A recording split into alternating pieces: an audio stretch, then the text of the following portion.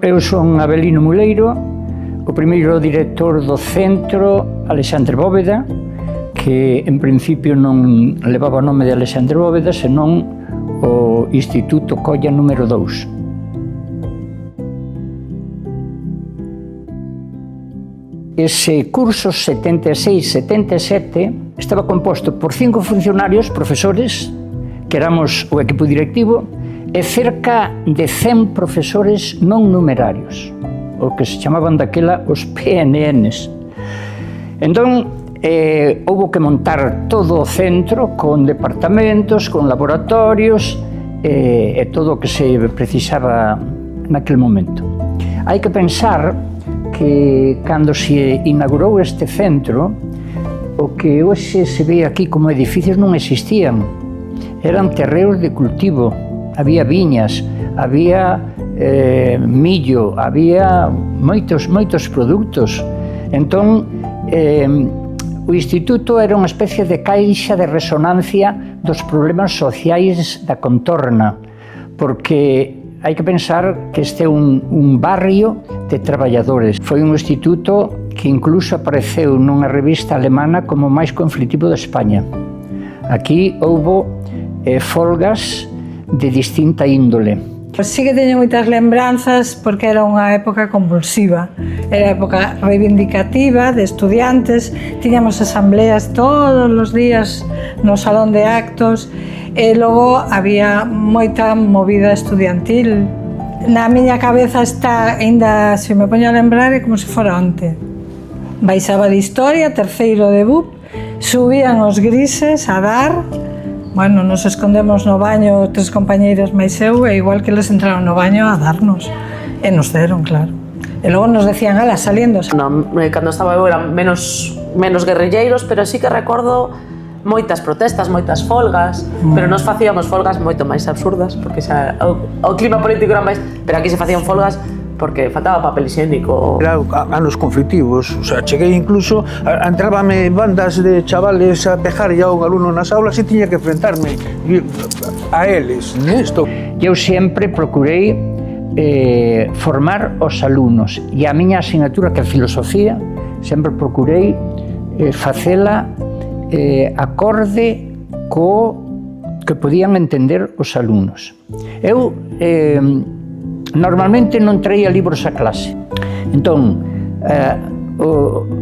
a miña función, o meu espírito, era que o alumno se formase. E aquilo que tiña que responder ou entender ou aprender de filosofía que lle servise para a vida.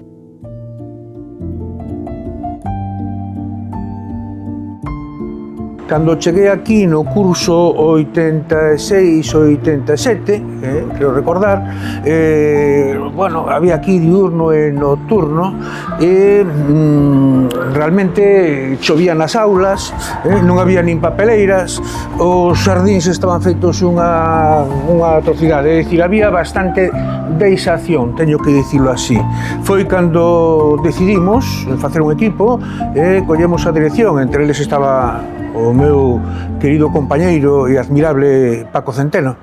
Collemos a dirección, bueno, tuven que guerrear coa administración. En principio, é dicir, cando eu cheguei no ano 90 aquí, coa Lei Xeral de Educación aqueles momentos, que había o BUP e o COU, no? Totalmente masificado, e coincidiu na época en que se aprobou a LOCSE, que resulta que traía un cambio no sistema educativo e que iba a cambiar todo aquele BUP e COU polo ensino obrigatorio da ESO e polo bacharelato, e que implicaba un montón de cousas. Que eran, para empezar, que iban a haber rapaces de 11 e 12 anos aos centros. Empezaron a chegar estes pequeniños de 11 e 12 anos que andaban agrupados polos pasillos uns detrás de outros coa bolsa da merienda na muñeca que daba moita risa aos profes que xa estaban aquí porque eso nunca o viran. E tanto costou adaptarse ao instituto como ao profesorado. Houve un montón de cambios que houve que facer e o primeiro deles era que iban a aparecer distintas figuras nos centros. Unha era a figura do orientador e tamén estaban as figuras dos profesores de apoio. Cando estudaba eu orientación, xa te digo, adicaba sobre todo ao tema da orientación vocacional. Ahora creo que o que menos tempo lle dedico de todo o meu día a día no centro é a orientación vocacional. Porque logo é máis o plano emocional, sobre todo na convivencia, que estamos traballando moito pola convivencia do centro, porque ao final somos moitas persoas. Entonces, creo que nese aspecto sí que hai un gran cambio para mellor. Cando eu estaba non lembro que houvese un orientador no centro, ou eu non o coñecía se o había, Chegou cando estaba eu. Que igual sí. Sí que sei que logo se incorporou Víctor. Naquela época tamén é así moi salientable porque lle chamaban os pakistanís aos orientadores porque a razón era Pakistán. Bueno, ao principio os pakistanís non se sabía para que estaban. Ou notase moito o traballo que fixo Víctor. Eu recollín ese legado e aquí estamos, pero xa tiña un bo traballo feito de atrás de integralo, porque Víctor botou moitísimo tempo aquí no instituto e evidentemente sentou cátedra. E de feito, ano que se jubilou, estivo vindo aquí. Sí. Viña todas as semanas a botarme unha man. Estivo casi prácticamente ata o segundo trimestre aquí, viña sempre a botarme unha man, a axudarme con todo. Unha persoa moi traballadora. Necesitamos moito máis xente no departamento de orientación, polo menos. Dende logo, con dúas orientadoras e dúas PTs e media non chegamos nin a metade do que deberíamos atender. É imposible abarcar. Logo, como dentro dunha aula xa algún neno que necesita máis que ningún outro, os outros os deixas, porque non podes, non te podes partir en cachos.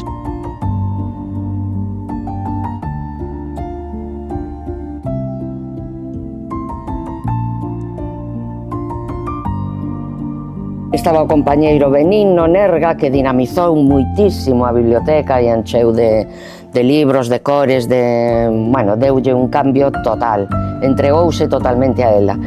Naquel momento, nos anos 90, era normal que os centros educativos tivesen unha biblioteca, pois, basicamente un almacén de libros e unhas mesas para estudiar, ou costumbre que penso que está erradicada, para mandar os castigados. Fixemos un grupo de traballo para ver como se podía cambiar a biblioteca para convertila nun lugar máis participativo. O primeiro que fixemos foi con Paco e máis eu, nun verán, vaciamos a biblioteca. Botámola abaixo e fixemos unha modificación dos espacios. A biblioteca ten que estar ao servicio da comunidade educativa, ao servicio do alumnado, ao servicio do profesorado para atender as necesidades do profesorado. Para ser un almacén xa existen bibliotecas de organismos oficiais. A biblioteca como un centro de recursos non só para os alumnos e os profesores, sino que fomos máis alá e tratamos de que fose tamén un centro de recursos para o barrio. Fixemos exposición sobre Julio Verne, pois,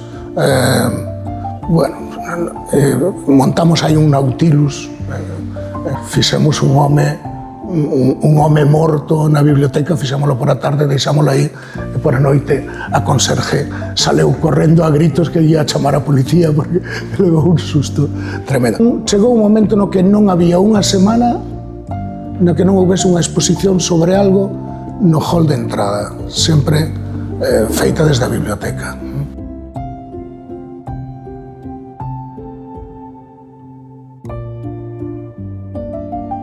O ano 2008 é un ano importante tamén porque se nos axudica o Bacharelato de Artes Escénicas, Música e Danza. Teño que decir, coa chegada dese alumnado, chegou alegría, chegou diversidade, chegou, pois non sei, eran o dinamismo, moi a vitalidade do centro.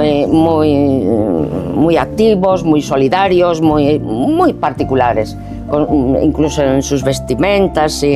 Moi creativos. Moi creativos, sí. O alumnado ten un perfil moi concreto que se diferencia un pouco das outras modalidades, iso na creatividade, na humanidade tamén, no dinamismo, na vitalidade, é dicir, son eles os que rapidamente coordinan. Moi emocionales, lloran, ríen, bueno, eran así. As emocións sempre saen, case nunca quedan dentro. A pasada sempre lle digo, os primeiros días de clase, que claro, que como non temos moitos recursos económicos, pois que temos que solucionar ese problema, ese pequeno problema, non? Entón, que se ven polo lixo algún moble tirado, algo que nos poida servir nalgúnha montaxe teatral ou nalgún espectáculo, que me avisen ou que o traian ao instituto. A verdade é que sempre son moi activos nese sentido. Tamén é certo que desde a Consellería de Educación, desde as instancias superiores, tampouco se pensa moito nas artes. Non se pensa. En música, por exemplo, ten moi pouquiñas horas na secundaria. Xa desde as instancias superiores non lles interesa moito o artístico. Entón, iso estamos creando unha sociedade máis enfocada cara a outros ámbitos. E nós desde o ensino facemos, poñemos o noso grande area, etc. Pero tamén nas construcións novas que vai haber de institutos non está previsto un salón de actos como que temos aquí, ni mínimamente. É dicir, agora é todo móvil e todo se pode mover e cambiar e non sei que, podemos ter un escenario de quita e pon. Creo que iso tampouco lle dá estabilidade aos estudos artísticos, non?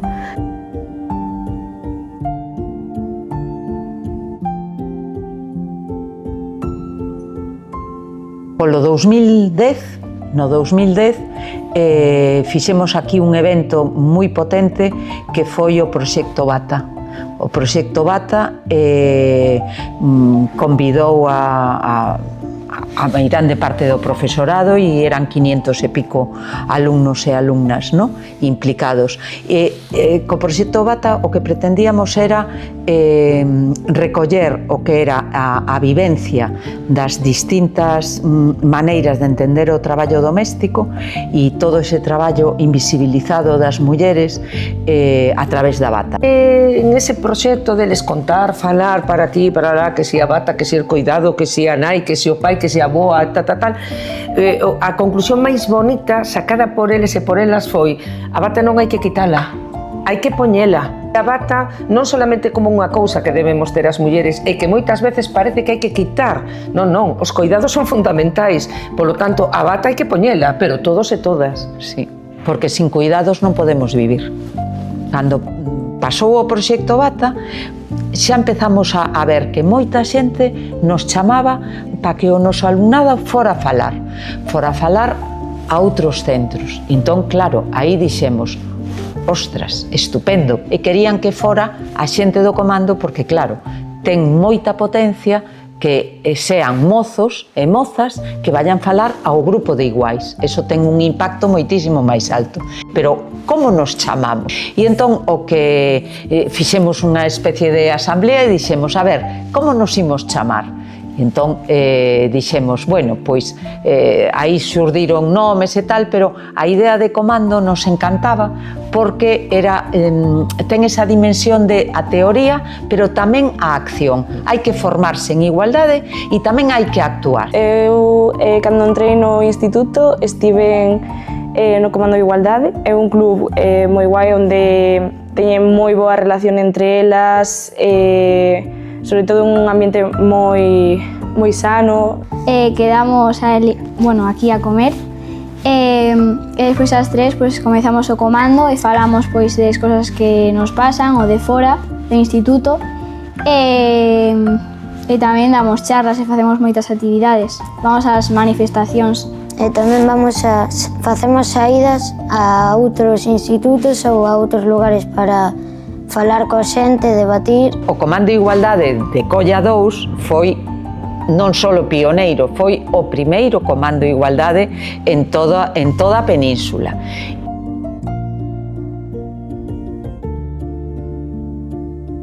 No curso 2010-2011 faise tamén por parte dun grupo de profesores o roteiro por Colla. O roteiro é unha iniciativa que nace cando un grupo de profes, como eu e outros, non mencionarei sobre todo a Daniel, o meu compañeiro de tecnoloxía, pero outro grupo de profesorado do centro chegamos aquí a Colla.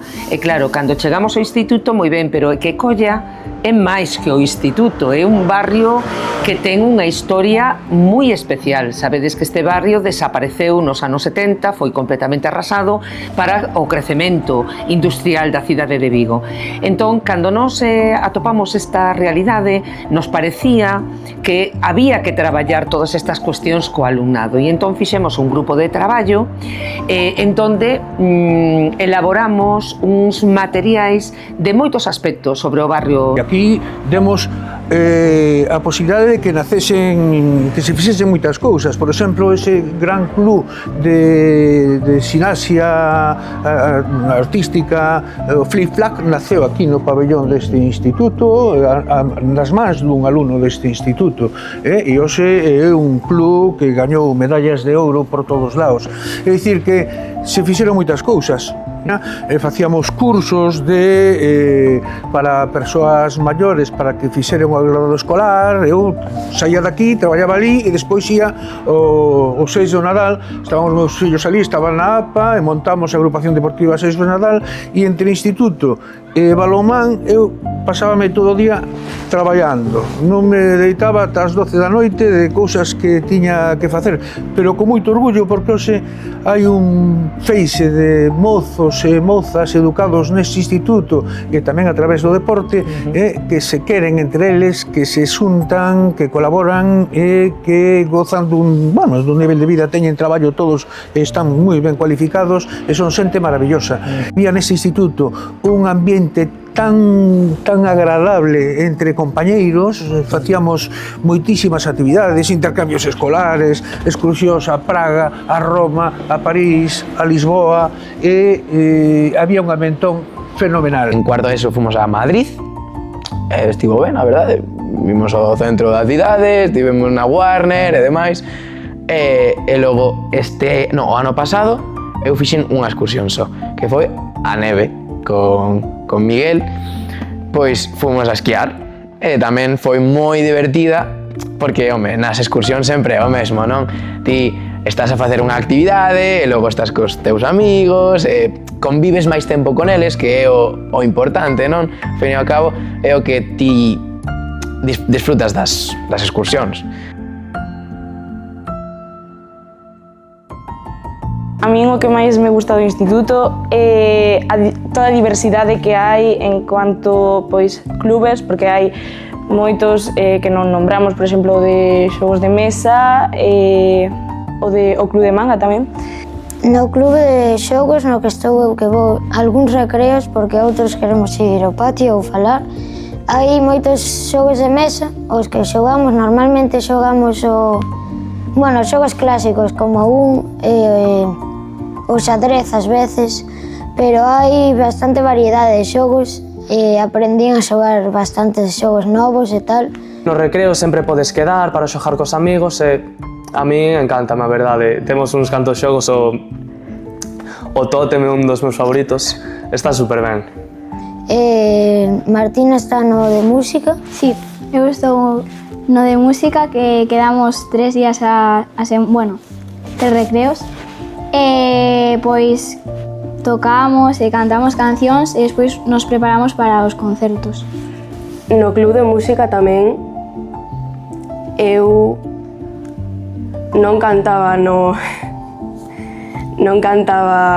escenarios, e no club de música empecé a cantar nos escenarios e a ter un pouco máis de evolución musical. Foi unha cousa que vou recordar toda a vida é o meu grupo de música que forxei gracias ao centro. Isto tamén Judith axudounos moito, teño que darlles reconocemento no grupo de música porque queiramos que non é o noso principio da etapa musical é onde empezamos a tocar en escenario. Gústame pois iso, toda esa diversidade porque todo o mundo pode atopar o seu oquiño aquí para estar a gusto. Aunque os primeiros días de clase pois podas estar soa ou só, xa sentirse só, pois despois faz amigos e xa está. Para mí o instituto é especial porque paso mo ben coas miñas amizades. Hai asignaturas que disfruto máis que outras, pero en xeral todas gústame un pouco. Pero certamente o bo é logo estar cos meus compañeiros, rir, estar a facer tonterías dentro dos límites do que está ben e pois ter unha etapa de coñecemento, pero pois con boas experiencias tamén.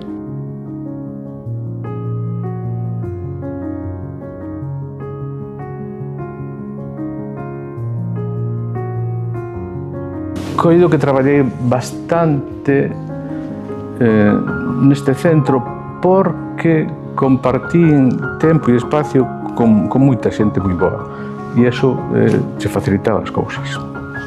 Penso que están saindo cousas moi bonitas e moi non sei, moi satisfactorias para min de como está funcionando o centro e estou orgullosa realmente de traerme o meu fillo aquí, non? A decir, que comparta conmigo isto. Ao fin e ao cabo é unha cousa que os dous compartimos agora. Quero dicir, podo afirmar que eu tiven profesores e teño profesores que poden chegar a ensinar moito máis do que ven a ser a súa materia. Eu considero que disfrutar na aula tamén é moi importante. Quero dicir, é certo, estamos aquí para estudar, pero, home, é unha etapa moi importante da nosa vida. Temos que ser felices e, non sei, todas esas experiencias cos compañeiros, sexa dentro da aula ou fora da aula, pois tens que disfrutalas. O instituto para min é un sitio para, ademais de aprender, para divertirse, porque aínda que pareza que non quero ir ao instituto, sí que quero ir.